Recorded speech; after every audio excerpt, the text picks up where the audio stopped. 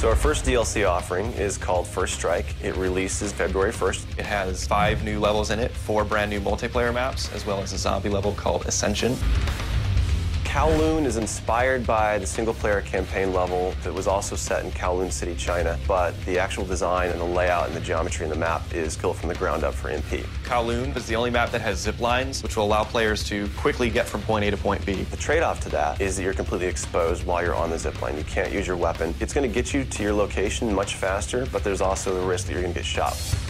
Discovery is an Antarctic research station that was a German outpost left over from World War II. The 2 sides of the map are divided by a deep chasm. You're always kind of fighting for control over that crossover from one side of the map to the other. My tips for Discovery is really just learning the layout of the map, understanding how that chasm can impact the flow of the gameplay, and always being conscious of the exposure that you have to long-range weapons. You might be on a snow bridge and somebody throws a grenade, which collapses the floor around you.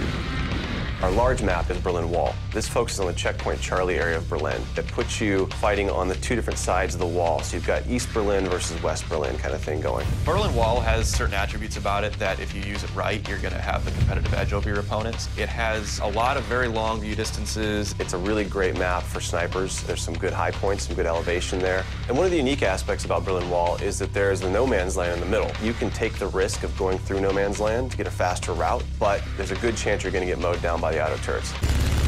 So Stadium's one of my favorite maps. I am a run and gunner, so I tend to like that map. It's going to provide those close quarter players tight adrenaline, action-packed experience. So never underestimate the value of tactical insertion, and always be checking your corners and realize that these engagement distances are going to be really small, so use that to your advantage. I think it's going to cater to a lot of the players who just like the frenetic style of gameplay that Call of Duty has to offer.